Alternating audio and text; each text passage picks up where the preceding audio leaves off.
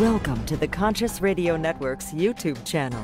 Become enlightened, have fun, and tell all your friends and family to share with everyone they know. You can find us on Facebook and stay up to date on our Facebook group, or find us on Twitter, Instagram, and TikTok. Our podcasts can be found on Libsyn, iHeart, Spotify, Google Podcast, and more. Most of all, remember to go to our official website at consciousradionetwork.com for podcasts, hosts, future shows, and scheduling. We also want to welcome our international audience. Don't stop now. Enjoy the community. Subscribe today.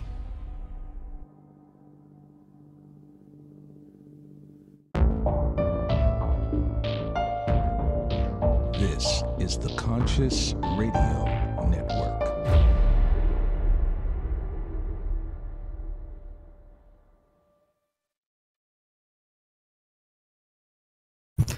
Good morning, afternoon, or evening, wherever you might be on this spaceship we call Earth. Welcome to Conscious Radio Network's weekly podcast series, The Seance. I'm your host, Reverend Dr. Paul Meckes. If this is your first time tuning in, please click subscribe, like, share, comment, and also follow us wherever you listen to your podcasts.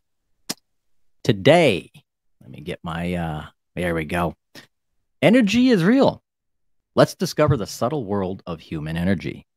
Today, former engineer, now author, speaker, and energy healer. Midway through a successful 20-year engineering career, she experienced a life-changing, spontaneous spiritual opening, transforming her from skeptic to seeker. Her spiritual journey eventually led her to explore human energy and alternative healing as a side vocation. A graduate of the Barbara Brennan School of Healing in Florida, she has been an energy practitioner in Vancouver, Canada for over 25 years. She recently published a second edition of her book, Energy is Real, a practical guide for managing personal energy in daily life, which she co-authored with Claudette Bouchard, I believe it is, Bouchard? Bouchard. French. Yes. A fellow energy practitioner, she loves teaching people about our subtle energy nature and empowering them to own their energy so they can truly own their lives. Let's welcome to the show, The Seance, Gail Behrend. Welcome. Thank you. Thank you. I'm Good. pleased to be here. Thank you. Thank you. And so as an engineer, what kind of engineering? Was it structural, electrical? My degree was in mechanical, and I Awesome. specialized with automation and controls. That was my specialty. I work around a lot of engineers, mechanical, electrical, not bio, but yeah, electrical and mechanical and structural. So did the engineering field kind of get you into this? How did that No. start? I was totally woo-phobic when I was an engineer. That was quite a while ago. I was very much left-brain logical skeptic, and I wouldn't even allow Bible in my house. That's how left-brain logical skeptical I was. I wasn't exactly. I wouldn't call myself an atheist, because that's taking a position. Which I felt we didn't have enough information to go on, so I couldn't do that.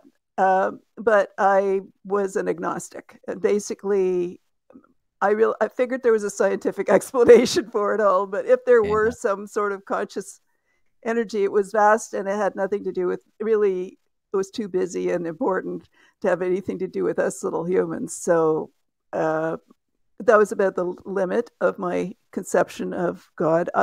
The only thing that gave me a sense of something way bigger than me was nature. Yeah. So if I were in a storm, like hurricane, I was never in a hurricane, but blizzards. I grew up in Quebec and Ontario, where we got plenty of snow, and you might be in a complete whiteout blizzard. Or I did once experience an earthquake, and there was this sense of awe that you couldn't help feeling. Or, just being on the top of a mountain looking, into the mountain peaks beyond, and all that lifted me up. But I didn't know what that was. And I just stayed very solidly in my left brain logical mind and did very well with that. I actually loved engineering, and I thrived in my career and learned. And I was one of very few women in engineering at that time.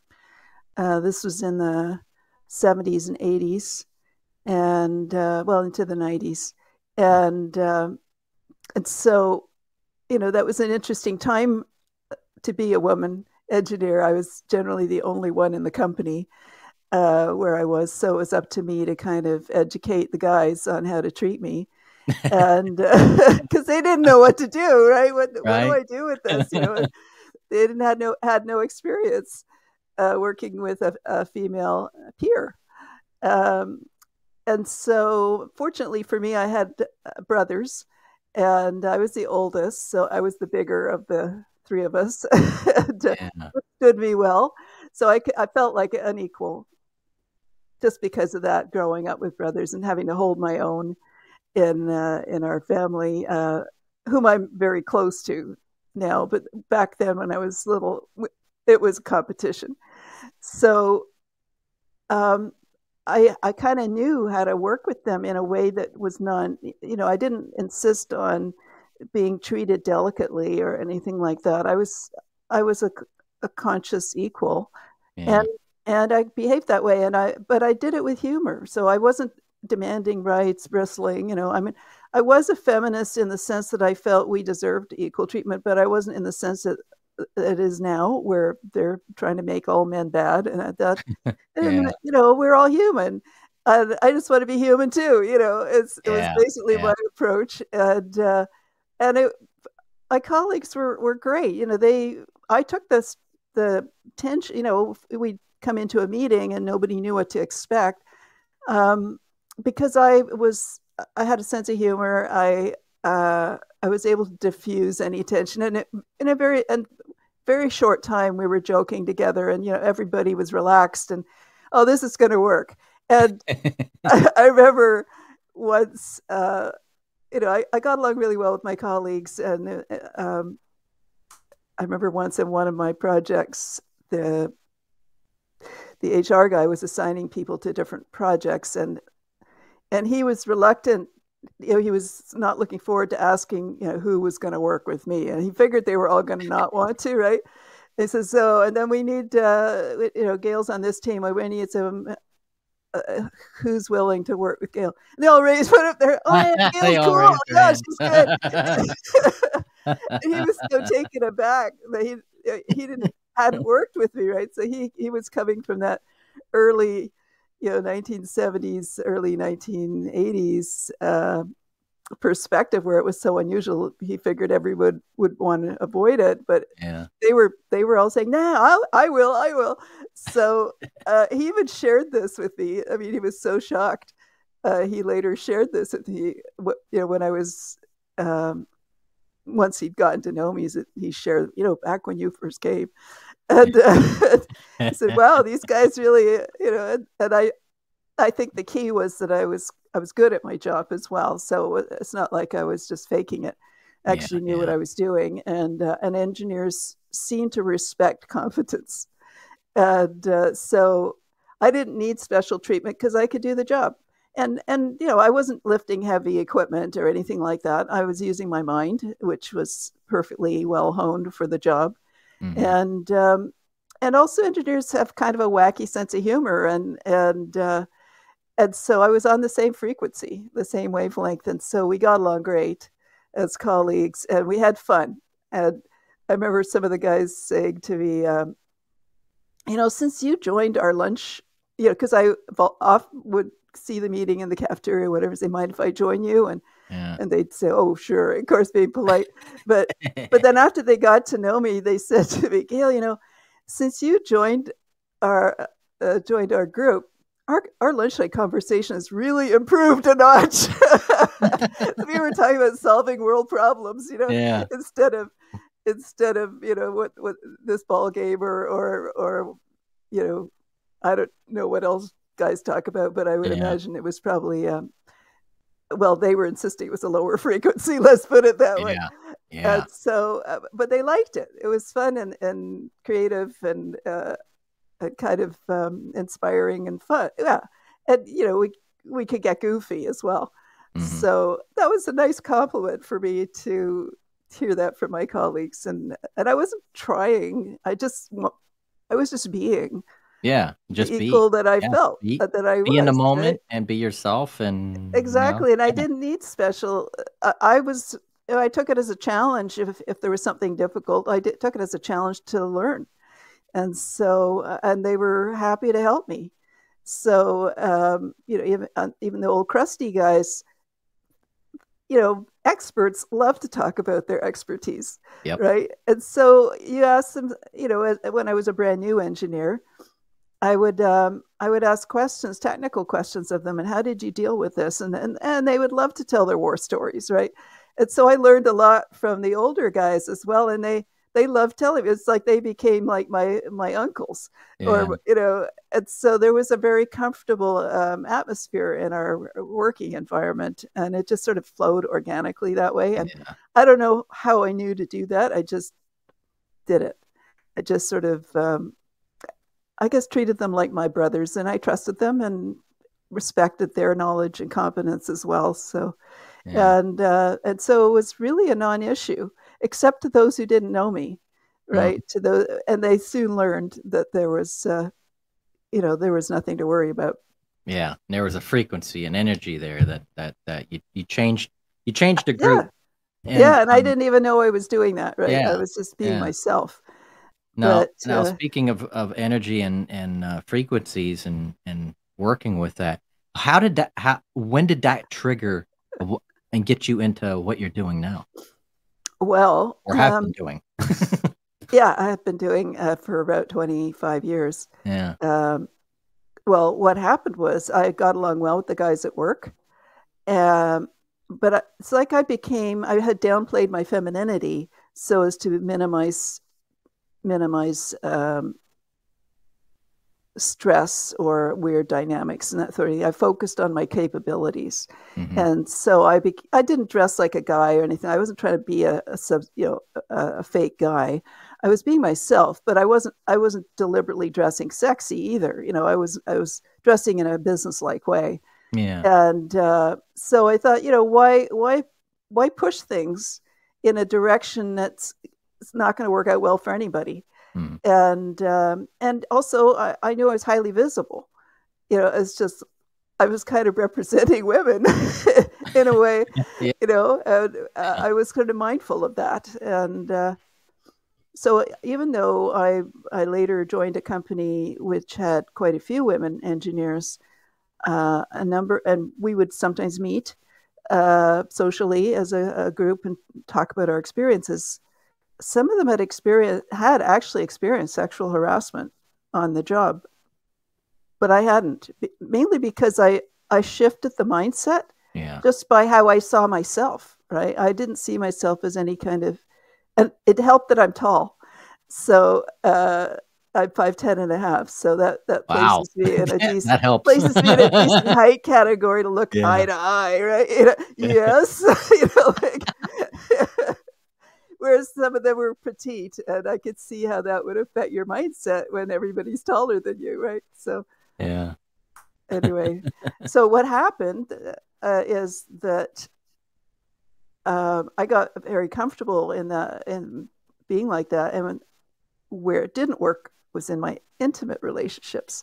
So I would forget that you don't treat your boyfriend the same way as you treat the guys at work. Mm. And and I'd come home from work, and my mind would still be on what I'd been working on, and I'd be in my work persona and that sort of thing. And we would get into arguments about things, and yeah, we had lovely times too. But there was a bit of a battle going on between personalities, because I would forget sometimes it's okay to let down and be the girl here, you know, Yeah. and so um, now my boyfriend and I had been together 4 years. We were living together. We were talking about marriage and kids. We were looking at to buy a house together. We'd actually been making offers on places and that sort of thing. So we had reached that level in our relationship where we were, talking about settling down. And I think I was 33 at that point, which is kind of the age when people start getting serious about, starting a life together. And so we were having that whole conversation, and I enjoyed living together, and we had a lot of similar interests, and we loved each other, or so I thought. And I was in my heart, he was the man I was going to marry. And it seemed like everything was moving in that direction, especially if we were going out looking to buy a house together and talking about having all the things. So in my neat little ordered engineer mind, my future was neatly plotted out. There was the house in the suburbs, the 2.5 kids, the minivan in the driveway, and the golden retriever, the whole happy families picture. And I had no doubt that's what was going to unfold. And so I was rudely awakened, literally, in the end, when I discovered that my partner was fooling around and seeing other people while he was living with me. Wow. And I discovered because he didn't show up one night, and that was highly unusual. Usually he would let me know if he was going to be late or something like that. He didn't show up at all. And I went into calling the police, hospitals, the whole thing, right? Wow. And finally he came home smelling of perfume and cigarettes. He was a non-smoker and he never wore perfume. What's going on here? And that's when he confessed. And I was heartbroken. I was devastated. I had trusted, I totally, had believed this relationship was flowering into its intended destination, and suddenly that was no longer the case. Suddenly, and he was happy to keep going the same way, but I wasn't happy because my heart was broken. How could I ever trust someone, let alone have children with them, if they weren't committed to me in this way? And so I felt like my whole future had fallen off the edge of a cliff. It's like the earth had opened up and my future had fallen into the abyss. Man. And of course it was my place we were sharing. And so I had to ask him to leave because I just couldn't be living with him with this unresolved. And my heart was so badly broken. I knew I was going to need some time. So he did move out, and then I was left alone with my grief. And it was heartbreak and it was grief. And I went into a negative spiral. I had no skills. I had no energy skills whatsoever. I was completely naive around anything but the material world. Yeah.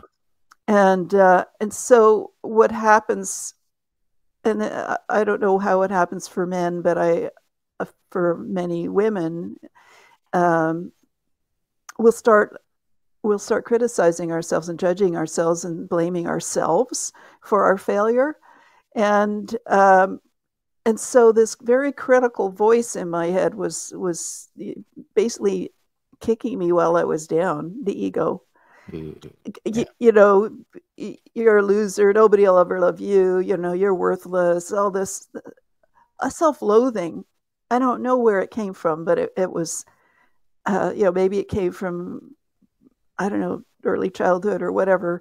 But I believed it, and it took me deeper. I went into this spiral of despair to the point where and every time it hit me with, you're worthless, blah, blah, blah.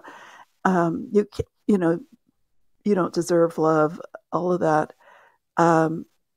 It took me deeper into the spiral until it felt like I'd splatted on the bottom of the abyss. I had fallen in after my dream and splatted on the bottom. And I was like, as if I broke open. And I was just sobbing and feeling totally bereft of worth, of love, and all that. And as I was feeling so utterly unlovable, I suddenly heard the words, "But I love you," huge, ringing out in my head and filling me with energy. So there was this flow of golden pinky energy coming down through the crown of my head, all the way down through my whole body, filling and flooding every cell with the most infinite love. I never experienced that ever in my life before. And if it hadn't been for the tangible experience of that energy flooding through my body, feeling like every cell and atom of my being was deeply seen and loved, I would never have even paid attention to that voice. Yeah. But it was so tangible. And that's why my book is called Energy is Real, because it was real and I couldn't deny my experience. I couldn't explain it. Yeah. And I went into an altered state as I was being uplifted by this incredible, vast, loving energy. And I felt it was addressing me personally. It saw me, every aspect of my being, even my flaws and all that, and loved me anyway. And I like to say, how people love ugly dogs. They're so ugly, they're cute. Yeah. Well, when I was getting every one of my flaws was cute. They were just places where I was becoming. And places where I hadn't grown into yet. And it was just like this total acceptance and love right into my atomic structure. And as I went into this expanded state, it's as if my consciousness I could almost like seeing the cosmos or Earth from outside. And I understood in that moment, I had this revelation that this is true for all of us. I wasn't being singled out as something special. Yeah. I had just had a glimpse of the truth, and it was conscious and infinitely loving, and that there was absolutely nothing wrong with me. And not only that, I was totally lovable. Yeah. I was sort of feeling this incredible energy moving through me, and it was imprinting every cell. So I can't forget it. What do you think this energy was? What did you think? Well, I didn't know. I didn't know. I knew it was vast. And yet the irony or paradox was it was vast. And yet at the same time, I felt it speaking to me from within. And so it was in every cell as well as, cosmic in scale. So there was a strange, whoa, like big, vast and microscopic at the same time, right? And so I didn't know what it was. I had no idea, but I knew it was conscious and I knew it was loving. And then I had to figure that out. The engineer mind couldn't. What was that? And so that started me on my seeking path. So some people would label it, like nowadays or anytime, some people would label that as either an epiphany or a paranormal experience or a metaphysical experience. Yeah. And absolutely. It was had a presence. Yeah. It was the divine presence. It was divine. I now believe it was the divine. And I later stumbled upon the Course in Miracles. And when I read that and studied that, it totally resonated with me. Everything made sense. But that was a few years later. At first, I didn't know how to tackle it. So I ended up, I thought maybe the closest thing might be something like a near-death experience. Yeah. So I guess I had, I didn't mention, when I splatted on the bottom, I was suicidal. I had come to the point where I was, if I can't have love, why live? Yeah. And so I was at the point where I was thinking about how to end my life. And so it literally saved my life, this experience. I answered the question. Yes, you can have love. You are love and are loved. And that's an important piece I wanted to share in case there are any of your listeners who are in a state like that. There is love, and you are loved, even if you don't feel it yet. it is absolutely a reality. And I know it's hard for anyone to believe that when they're in that state, but because I had that tangible experience, I had to believe it. And my left brain logical mind believes physical experience, and that so I was given a physical or metaphysical experience. Yeah. Yeah. Now moving forward, the course that got you into it with Barbara Brennan. Yeah. That was the first time. What got you into taking the? How did you find it? And then okay, yeah. So my journey started out intellectual seeking, where I was I just became hungry to know more. What was that experience? And so as I started off, reading. Well, in those days there was no internet, so it was reading books. And so the journey was through, reading about near-death experiences, and then I had started meeting people who were interested in these sorts of things. The way spirit works, they cross your path when you're ready, and so they started suggesting things for me to read, like the Seth material by Jane Roberts. And that was huge. That was huge. It was just just a little paperback, right? Took me a year to, and I'm a fast reader. It took me a year to read it because every paragraph blew my mind. And I would read it. Remember, I came completely from like this state, woophobic, to this very strange world. But because I had this experience, I wanted to understand it, and I realized that I wasn't going to get the answers from conventional science. And so I read, so the Seth material was huge. And I remember as I was reading, and it's all about the nature of personal consciousness and a multidimensional reality. I mean, these were concepts that were what completely blew my mind. Yeah. But the weird thing was, as I was reading it, I felt all these connections happening in my brain, these tingling and sparks going in my brain and what, and then I suddenly realized, I know this. I don't know how I know this, but I know this. It was as if I was remembering information I had known some other time and had not been exposed to it before in this life. So that got me really curious. And then I started exploring ideas of past lives and things like that. And eventually that led me, took me 10 years of seeking before I even thought of getting healed or becoming a healer. What happened was after I'd read enough, I was really liked Wayne Dyer's work and Louise Hay's work. I began to realize that, I learned that your emotions and your thoughts and your beliefs can affect your health. And if you don't deal with blocked emotions and that sort of thing, you can get sick. Yeah. And I realized I had never healed my broken heart. And my mind was doing fine, but my heart was still, suffering. And basically I'd avoided it.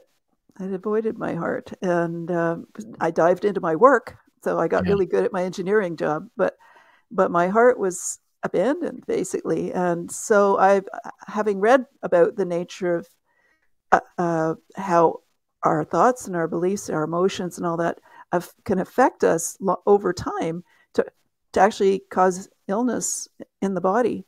Yeah. I thought, okay, I think I need to heal my emotions, my broken. I don't have no idea how to do it.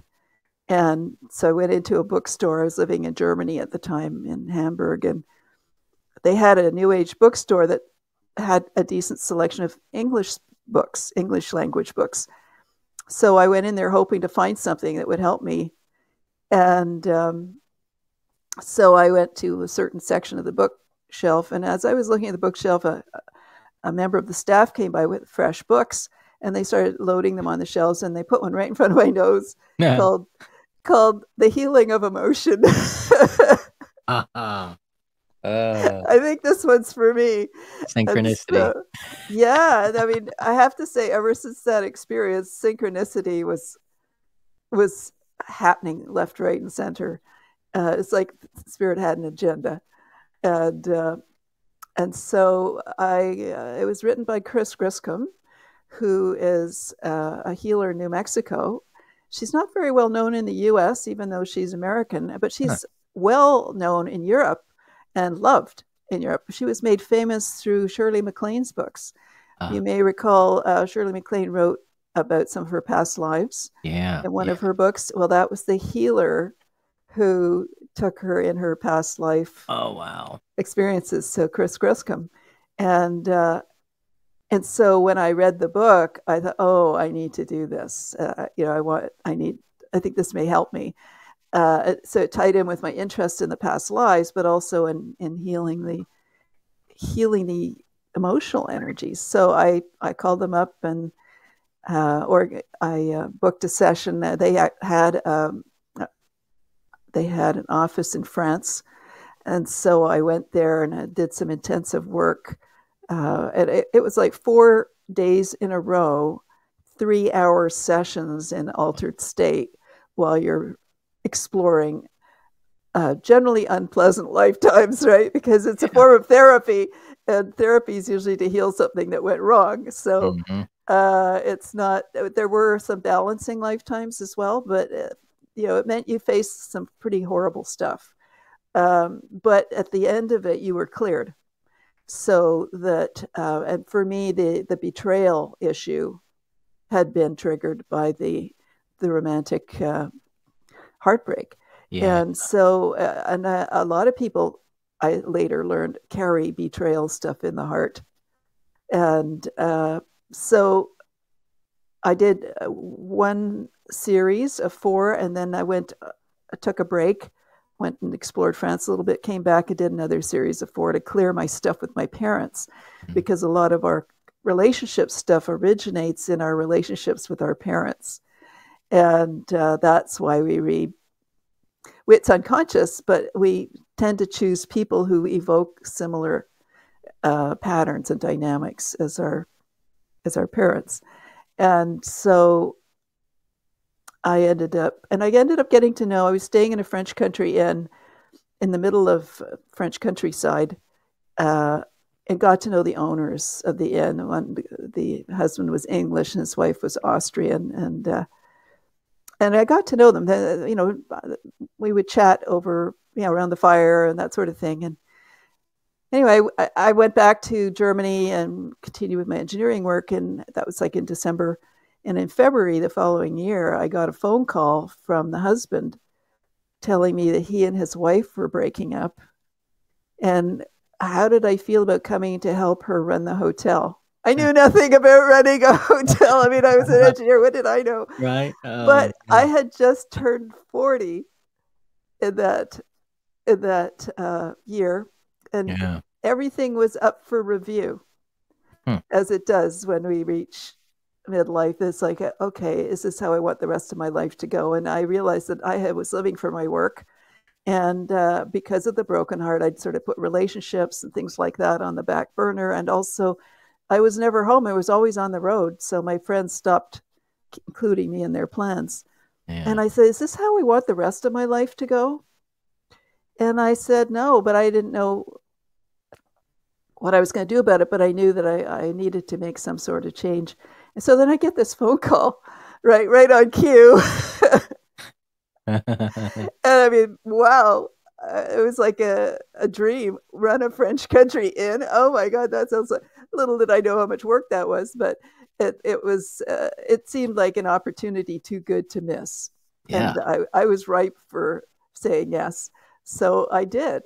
And so I left and moved out of Germany, left my job, and ended up moving to France, and helped my friend's wife to run the French country. And now you can imagine she wasn't in terribly good state emotionally, because he had basically betrayed her with someone else, right? So here we were, both the same wound.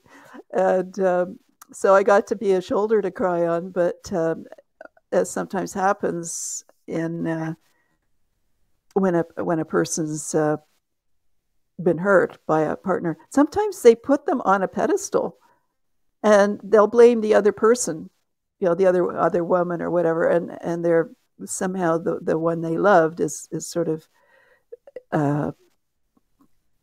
is somehow put on a pedestal or exalted in their minds, and so because he was gone and I took over his role as the person coordinating the Light Institute, who were the people who were doing this. So that had been one of his side jobs.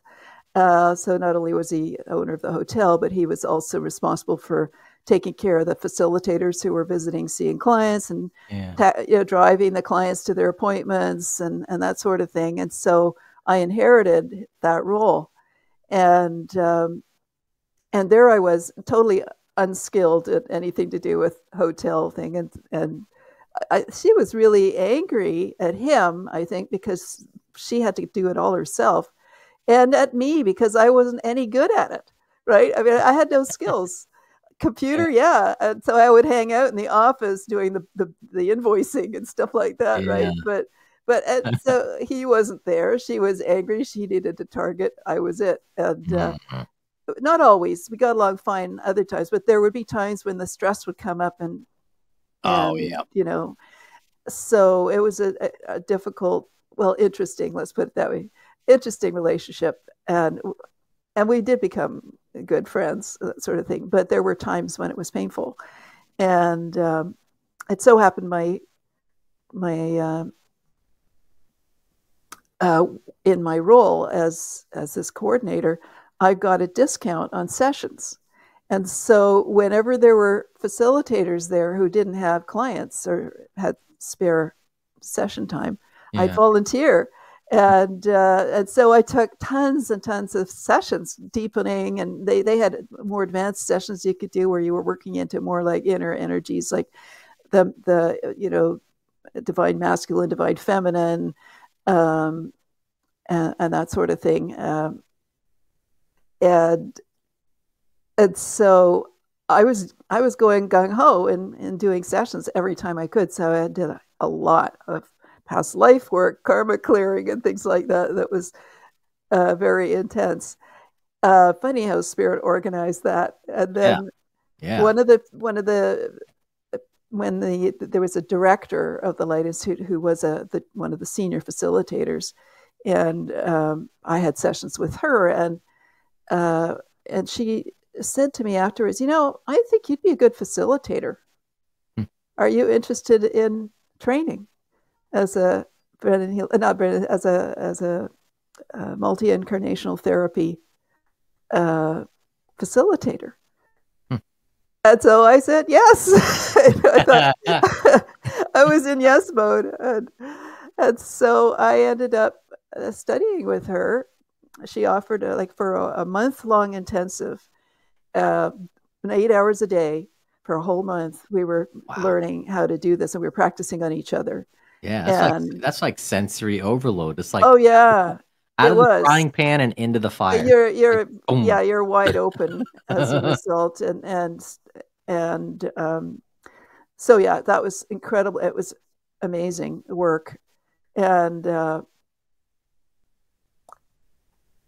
then she offered an advanced training, so I took that in New Mexico. Yeah. And while I was at the advanced training, I met a girl who was a student at the Barbara Brennan School, a woman who had just finished her first year at the Barbara Brennan School and just raving about how wonderful it was. And it so happened that sometimes happens when you're on an intensive workshops, relationships happen between participants. And there was one guy and I who hit it off, but it was still flirting. It wasn't anything more serious than that, but it was also, like you said, very intense because we were all working on each other, right? And something happened, and when he was my facilitator, a past life came up where he was in it too, and yeah, I didn't like the way it turned out. And so what had started as a pleasant flirtation, suddenly the guy wasn't speaking to me, and I felt like I had the giant hole in my solar plexus. And energy was like the size of a cannonball, as my energy was just leaking out.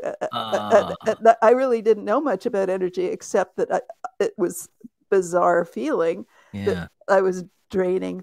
And so I talked to her, this girl who was at the Barbara Brennan School, my friend, and she said, yeah, you do have a big hole in your solar plexus. And then she explained to me that in relationships, people create cords between their chakras. And this is in more established relationships, and definitely with your parents and significant others and that sort of thing. And sometimes what can happen is if there's if the relationships, there's a big fight and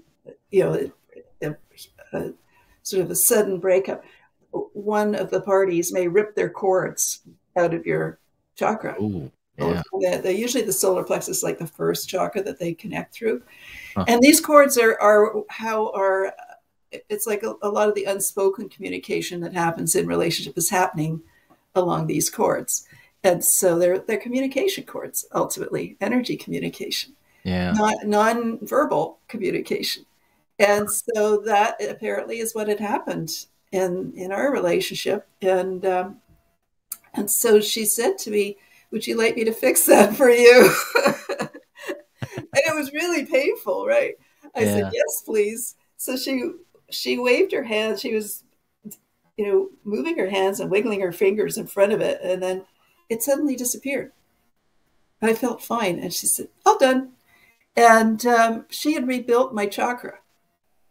And my solar plexus chakra was now completely fine. And I thought, whoa, I had no idea energy could physically hurt someone. And I thought, I need to know this. And so the next year I joined the Barbara Brennan School, and it's a 4-year program. I don't know if you're familiar with it or not, but it's not like... It sounds familiar. Yeah. It does sound familiar. Yeah. Yeah. It's... I think the actual microphone may have gotten unplugged because I can still hear you, but I think the microphone itself kind of got disconnected. Is it better now? I still hear you. I still hear the echo in the room. Oh. But I mean, I can still hear you, but maybe the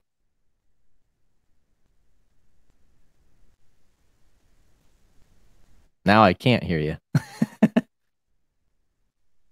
There we go. There it is. Perfect. There you go. Echoing now. Awesome. Okay, I can hear you. Yeah, Can you hear me? Right. You're right. The cord did pull out a little bit from the computer, so that's why it must have. Yeah, the TR was it? What do they call that? TRS. This is an USB plug, but yeah. Oh yeah. Yeah. Okay. Yeah. So, but even so, the TRS is my microphone positioned okay right now? That's good. Okay, good. That's right. Guess we'll be editing with this. the time we've got left, let's jump into briefly finishing up the show with what you're doing now, because I would like to plug your website, which is, let me bring it up here. So people that want to go reach out to you and work with you, they can go to your website at www.energyisreal.com. Now, if somebody were to reach out to you, what kind of services do you offer? Well, if they just want to learn more about energy, the website has a lot of information for them.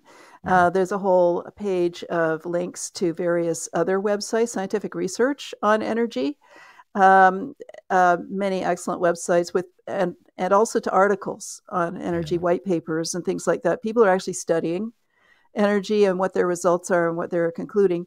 One of the links that I love is to the Heart Math Institute. They have some wonderful videos and things like that about how energy works and that sort of thing. Also, I have a book, which is it's like a user guide for managing your personal energy. And it's assuming you know nothing about energy. It's written for the kind of person I was before I learned about energy. And so it's definitely non-woo-woo. It's aimed for a mainstream person. People who already know about energy will probably find it helpful too, because it's very practical. It's giving you tools that you can use to strengthen your energy, to sense energy in the first place, how to get clear, what's you, what's someone else, how do you ground, how do you clear your field, how do you charge it, how do you protect yourself when you're around others so that you're still able to be in relationship with them but don't feel overwhelmed by their energy. All of these things, it describes and provides stories and things like that about how that works. So it's and I wrote it with Claudette. Both of us were teaching these skills to our clients, to our energy healing clients, and we teach them how to do it, and then they'd go away, and then they'd come back and say, "Can you write it down? I forgot." So and she said, "Yeah, my clients are saying the same thing." So we said, "Let's write a book." So that's how we ended up collaborating on this book, and it is really a reference book now. It's easy reading, but it's full of exercises you can do, and like 23 different exercises in there. And we're providing, with the book comes downloadable audio recordings, so MP4s, MP3s, I guess, and for each exercise. So you can just follow along listening to the exercise, because a lot of them start with close your eyes, so you don't have to look at the book.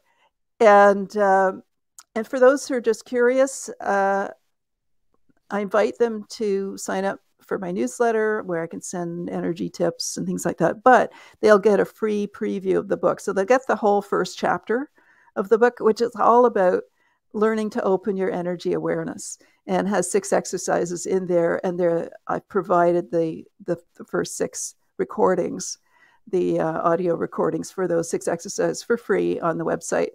So that'll get them started. I think learning about how to sense energy is a good place to start. Yeah. And they can also reach out to me through, there's a contact form and a phone number that they can reach me if they're interested in sessions, or just have, there's also a frequently asked questions page. They can submit a question if they can't find their question answered. And I also the website's being updated, but it's going to be a place where they can find out more about events, workshops. I do offer workshops, including those sponsored by Barbara Brennan School of Healing. So I'm actually teaching some of the things that Barbara wrote about, techniques that she wrote about in her book, Hands of Light, and some of the later books she wrote. So those are workshops that I offer. And I also offer workshops about the law of attraction. So that's also an energy thing. So now there's a growing population out there. Well, let's just say, because there's a lot of people out there that are completely oblivious to this, that have no idea, and they'll look at this and they hear about it, like, oh, it's all about energy, and they just look at you like deer in headlights, and they just walk away. That's what I was like. Exactly. How do you grab those people? How do you get their attention? What's a good way to explain this, what you offer to people like that? Well, I think ideally the people who are interested in working with me are people who are already interested in energy, right? I'm not out to brainwash anyone or twist their arm. It wouldn't have worked with me. I would have just dismissed them. Because I run into people who kind of look at this like a woo-woo, but at the same time they are curious. They are quite curious, and they want to know about it, but they don't know how to ask. Yes, they don't know they don't know how to break the ice. That's why I wrote the book for the average person. Assuming they know nothing. I don't even talk about chakras in the book. It's like, you don't really need to know how your electronic ignition works to be able to drive your car. True. And so you don't need to know how your energy anatomy, your energy systems work in order to use your energy and manage your energy effectively in your life. And so it was deliberately written for people who didn't have any understanding of how energy works. And it teaches you how energy works. It talks about the nature of our energy reality. It talks about the laws of energy and how they work and how they affect us, and it gives examples. And so I tried to put lots of daily life examples in there of how I've used it, just in simple things. Yeah. For the layman. Yeah, and I have to say, as an engineer, uh, I know there are physical laws about electricity and electromagnetism. Mm-hmm. For example, one of them is that if you run current through a conductor, like a copper wire, it generates an electromagnetic field around that copper, around that wire. That's a known fact of science. Yeah. And I studied that as an engineer. I mean, we had to study electrical circuitry and stuff like that as part of our training, right? AC/DC theory. Absolutely, yeah. And also the other law is that if you move a conductor through a magnetic field, electromagnetic field, it generates a current in that conductor. Well, guess what we are miles and miles of, right? I mean, think about it. Our blood, we have miles of blood. It's conductive. Mm-hmm. It's got, we have hemoglobin in it, which is iron in our blood. That's conductive. We're full of water. That's conductive. We have electrical signals moving through our nerves, electrical impulses, and up to the brain and back down to the body. We're a walking conductor with electricity flowing through it. We're generating an electromagnetic field. To me, as an engineer, it makes total sense, scientific sense, that we are actually, every organ has electrical signals moving around it, keeping it going. Our heart, our brain, everything. Every single one has a field around it, and they combine to create a larger field that surrounds our whole body. And then what are we doing? We're walking around on Earth. It's a known fact that Earth has a magnetic field around it, right? And so we are conductors walking through a magnetic field. It's going to create an energy flow in us, an electromagnetic, electrical energy flow, because it's actually one of the laws of science. So it came in handy being an engineer once I started thinking about it. Of course, this makes sense. I hadn't really thought about that before. Yeah. So for those who are skeptical, there's actually some science backing it up. And there are scientists, literally, our energy is very subtle. So it's not going to show up on big, heavy instruments. They have to be very finely tuned, but they are picking it up. And if you think about it, how an MRI works, right? What's it picking up? Yeah. It's picking up electromagnetic energy that our body's generating. Our brain is generating these signals, and it's reading it and recording it. So it's not as woo-woo as you think. The part that's so woo-woo is that it's invisible. But so is electricity, so are radio waves, and yet yet we know they work. Things are invisible. Right? Yeah. Yeah. Wow. To close off the show, what would you like to leave as a takeaway for our audience today?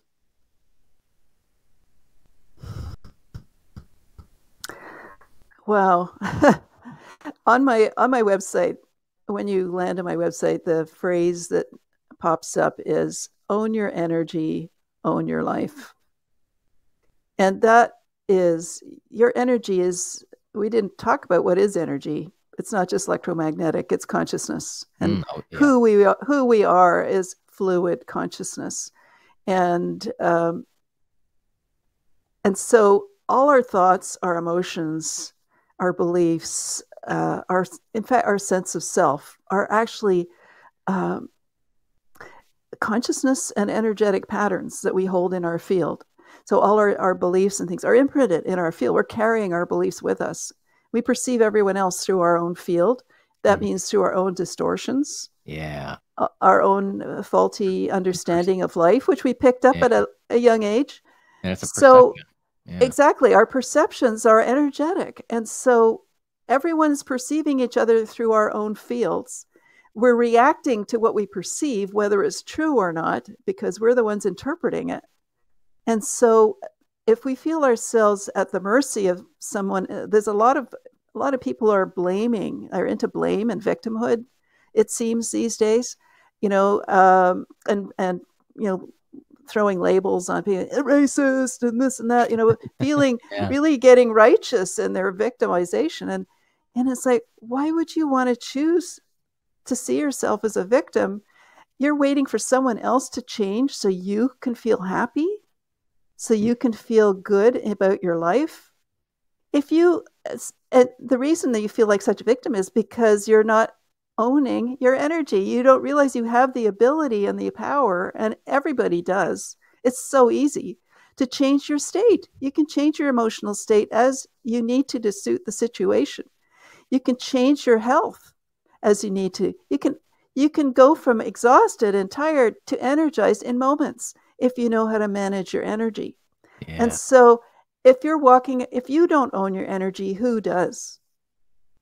Right? And by extension, if you understand your own energy and you can understand and explore your own energy field, you can start to weed out those beliefs that don't serve you, those thought forms and emotions that are out of balance, and that are causing you to overreact in certain situations, because you're not in charge of your energy when you're overreacting to something else, or even reacting because someone's pushing your buttons, right? I mean, we all have people in our lives that know exactly which buttons to push, who trigger us. And so when you know how to manage your energy, you can put yourself in a state of peace, a state of compassion, a state of openness, which works miracles in relationships. And these are skills that I consider basic life skills that we've somehow in the West lost sight of. And so we walk around thinking the physical and our physical senses are the only things that are real, but we're equipped with these energy senses that are just as real. In fact, animals have them too. Mm-hmm. Anyone who's got a pet knows that, right? They can tell. They're very responsive to our emotional state and that sort of thing. And so we're not being responsible for what these amazing senses that we have that are meant to serve us. Not only are they meant to serve us and keep us safe and healthy, but they also make our experience of life richer. And so why wouldn't we want to own our energy? I mean, it'll lead to such a far more interesting and richer life. And then the other part is, when you can change your thinking and your beliefs, you're changing your filters. When you change your filters, more information comes into your awareness, which you can, including, like when I got these opportunities to say yes, right? Including the new opportunities that you would have been closed to before, but now you're curious. And by saying yes to some of those synchronistic opportunities that show up because they resonate with your heart, you have the option to change your life. Yeah. And so that's the message I want to leave behind with your listeners, to really take charge of your own energy and your own life. And then the final part is, use these superpowers for good. Yeah. Yeah. And once don't give up. Yeah. Don't give up your energy. Absolutely. Don't keep it to yourself. And the wonderful thing is that when you increase your energy frequency, it's loving. Mm-hmm. It's loving, and you can do so much more with love than you can with anger and hatred. I mean, anger and hatred automatically brings people up into defense, right? And they're not going to be supporting what you want. You can't demand someone change, but you can encourage them, even quietly, with your love. And your own beingness will cause curiosity, your own ability to for them to feel peaceful around you, because our energies interact. That's going to have an effect. And anyway, I'm going to leave it with that. I could go on forever, but it's my favorite subject. We could do another show. There you go. I'm happy to. There's a lot to talk. There's a lot to talk about. Oh yeah, we just scratched the surface. This is chapter 1. Awesome. Happy to. Yeah. Thank you, Gail. Blessings, my friend. Namaste. Namaste to you as well, and to your listeners. Awesome. Thank you. Thank you. Thank you, everybody, for joining us on Conscious Radio Network's The Seance. And until then, we will see you next week.